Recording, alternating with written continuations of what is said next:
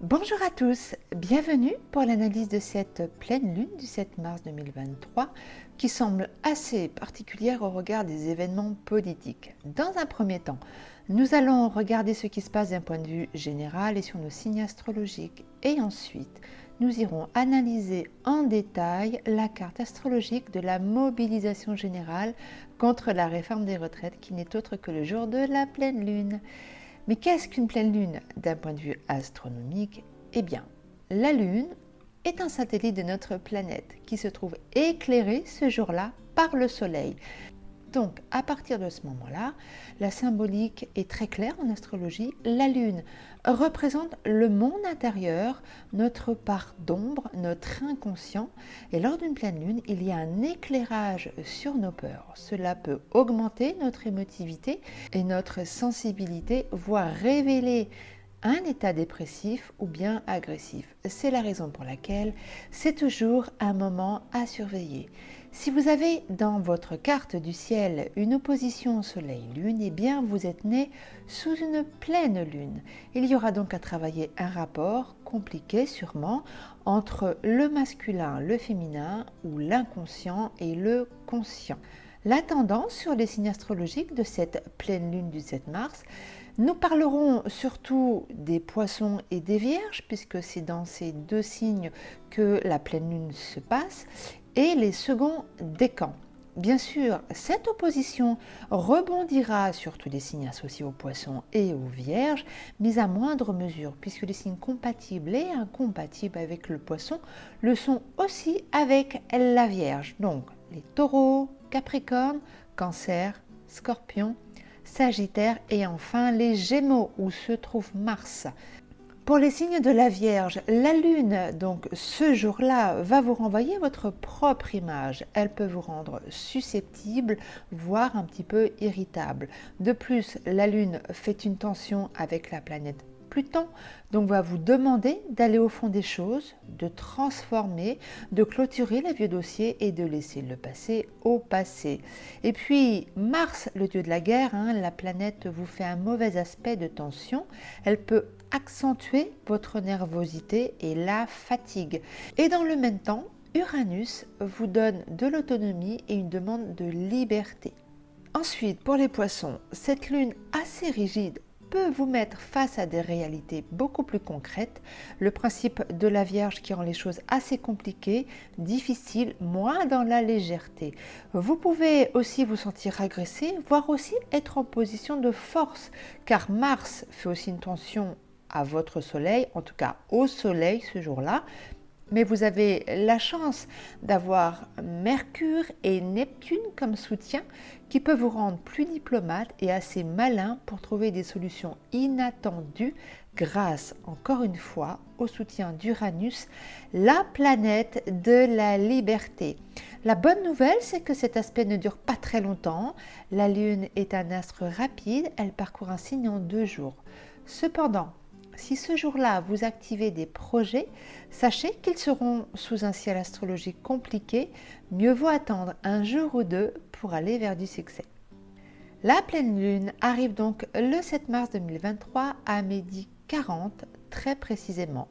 Et c'est bien sûr le jour de la mobilisation générale contre la réforme des retraites. C'est sa carte astrologique. Pour analyser cette carte, j'ai pris la ville de Paris évidemment, puisqu'y siège le gouvernement français et bien sûr l'heure de cette pleine lune pour avoir les maisons astrologiques. On peut donc regarder ce que va impliquer cette mobilisation et en comprendre les enjeux pour plus tard. C'est le reflet des forces et des faiblesses en présence. Avant toute chose, cette interprétation qui va suivre représente la manière dont les idées s'opposent. Il n'y a pas de surenchère de l'un ou de l'autre. L'astrologie reste neutre. Tout le monde est dans son droit, évidemment. Et je tenais à le signaler. Nous avons donc, pour cette pleine lune, l'opposition de la Lune face au Soleil. En astrologie, le soleil représente l'autorité en place, ce qui brille au-dessus de nos têtes. Il se trouve dans le signe du Poisson et surtout dans la maison 10. Et en face, nous avons l'opposition avec la Lune qui représente le peuple, mais aussi le pays, et qui se trouve dans le signe de la Vierge et en maison 4. Bien entendu, nous voyons aussi l'ascendant qui signe l'environnement astrologique avec la symbolique du Cancer relatif à la Lune. Donc, nous avons une opposition avec la Lune, donc le peuple, qui vient s'opposer à l'autorité du Soleil. La Lune, c'est l'astre qui bouge le plus rapidement, donc c'est elle qui se met face au Soleil. Il y a donc opposition d'idées politiques impulsées par cette Lune. Les deux acteurs ne se comprennent absolument pas. Pourquoi ? Nous avons un soleil en poisson dans le zodiaque. Le poisson représente tout ce qui est abstrait. Donc, par définition, c'est le manque de réalisme. Il n'a pas d'ego, c'est un signe spirituel. Mais dans le cas politique, quand on transpose, c'est une autorité qui ne comprend pas la réalité de la Lune qui se trouve en face de lui. Donc, nous avons un soleil, l'autorité en place, le gouvernement français, qui n'a pas une position facile puisqu'il se trouve en poisson, qui n'est pas un signe très autoritaire. C'est un gouvernement donc plutôt fuyant et hors de la réalité. Mais il retrouve son pouvoir car il siège en maison 10, qui est le domaine de l'autorité supérieure, presque patriarcale. C'est la maison du signe du Capricorne et de la planète Saturne, relatif encore une fois au pouvoir de celui qui juge du haut de son statut, un peu comme s'il regardait du haut de sa montagne. Cependant, du haut de ce mont Olympe, le monde paraît lointain et presque fictif, rempli de bonnes intentions plus ou moins valables, car il est dans le signe du Poisson. Nous reviendrons sur les autres aspects de ce soleil. En attendant, nous allons regarder cette lune qui fait donc une opposition pratiquement exacte au soleil dans le signe de la Vierge. Et c'est exactement l'inverse du Poisson. La Vierge est un principe de réalité. Elle est ancrée dans la vie quotidienne et surtout, elle représente la valeur du travail. Elle représente le labeur au quotidien. La Vierge et dans la dure réalité de la vie, elle est très intelligente, méthodique, elle analyse et maîtrise son sujet. Et ce qu'il faut comprendre, c'est que les deux signes ont des valeurs louables, mais qui s'opposent complètement. Les qualités de l'un sont les défauts de l'autre. Au niveau astrologique, cette mobilisation en ce jour est vraiment représentative d'un soulèvement du peuple, la Lune, qui travaille dur et qui gagne son pain quotidien avec labeur. On est bien dans le signe de la Vierge et qui s'oppose concrètement à l'opinion de l'autorité en place pour revendiquer ses droits face à un soleil en poisson qui peut sembler hors sol et bien lointain des préoccupations qu'implique le signe de la Vierge. On est dans du concret, le poisson est dans l'abstrait. Ce qui est très intéressant dans cette opposition, c'est que peu importe notre avis politique, il se trouve que ce combat, ce jour-là, va impliquer une opposition qui va perdurer. La pleine lune va signer un long combat et quelque chose de puissant. Donc, cette lune en Vierge est une force pour le monde du travail. Je le rappelle, la Vierge représente le travail, c'est la maison 6, le travail au quotidien. Mais cette lune va se trouver dans cette maison 4 qui représente la lune. La maison 4 est relative à la famille, aux racines, donc elle a besoin d'être rassurée et d'être nourrie au sens propre comme au sens figuré. N'oublions pas que l'ascendant est dans le signe du Cancer, c'est redondant avec la lune, c'est un atout supplémentaire qui peut apporter son soutien. Mais voyons aussi les autres aspects. Donc, notre soleil en poisson qui trône du haut de son socle n'est pas seul. Il est très bien entouré et notamment avec la planète Mercure. C'est la planète de la communication qui elle aussi se trouve en poisson, donc en opposition face à la Lune. Elle est en maison 9 qui représente les lois. Ce Mercure donc écoute mais n'entend pas car il ne comprend pas.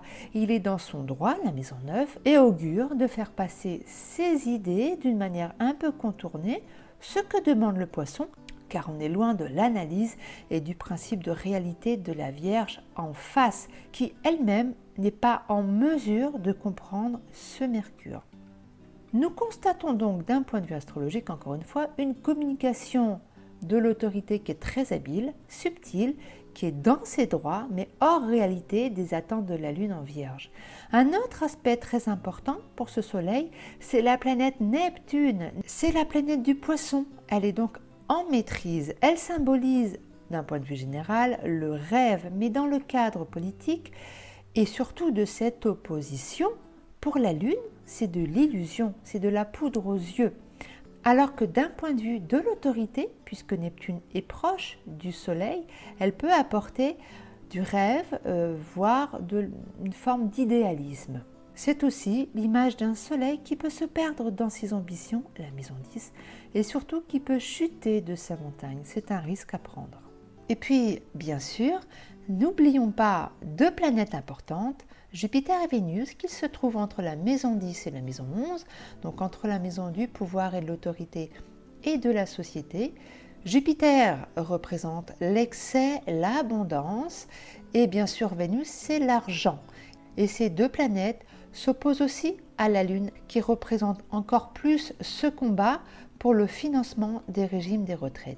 Et puis nous avons la planète Mars qui va jouer un rôle important. Mars, c'est le dieu de la guerre, mais c'est aussi un détonateur.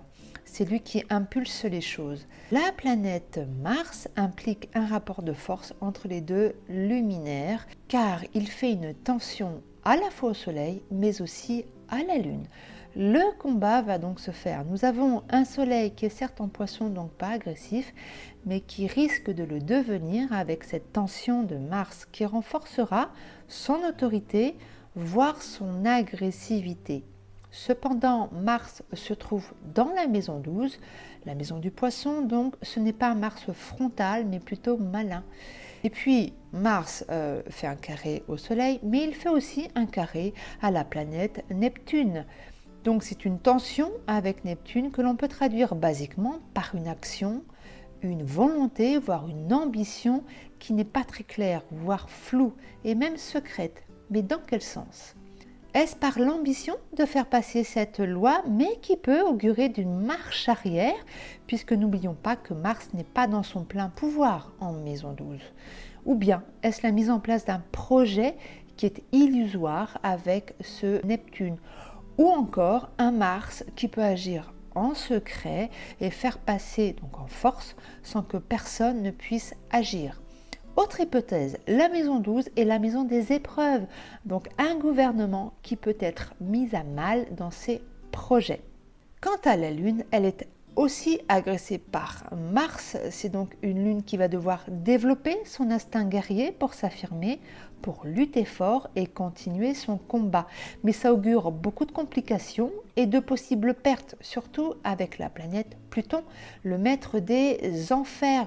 Il y a plusieurs tendances, évidemment, au niveau astrologique, on n'augure de rien, mais Pluton peut demander de changer et de transformer les choses pour arriver à ses fins.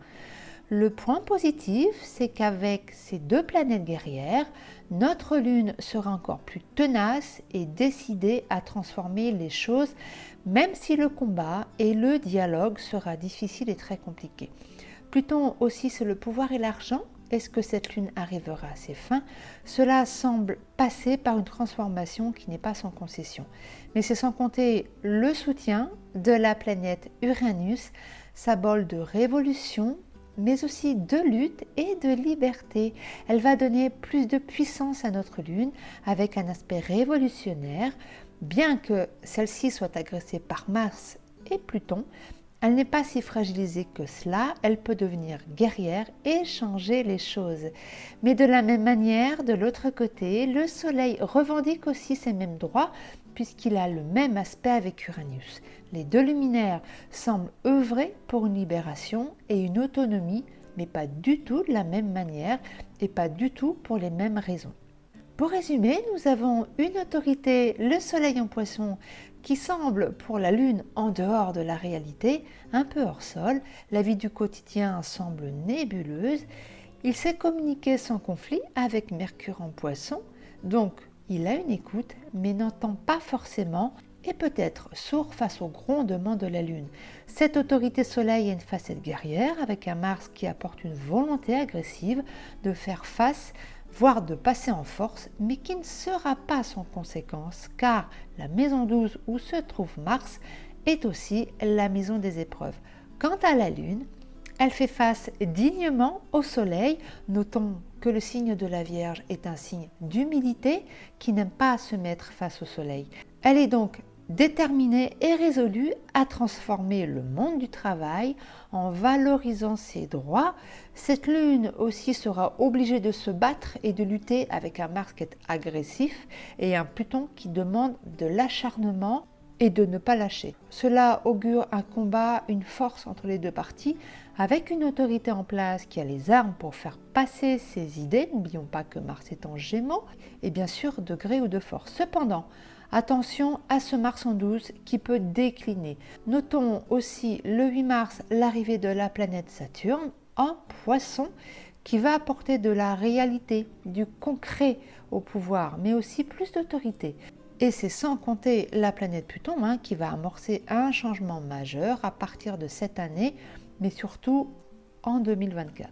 Cette mobilisation est donc un événement majeur qui fera parler de lui et qui implique un long combat qui ira sûrement au-delà de la réforme des retraites. Je vous remercie de m'avoir suivi. Si vous avez apprécié cette vidéo, n'hésitez pas à liker ou bien à vous abonner à ma chaîne pour plus de contenu. En attendant, je vous dis à très bientôt.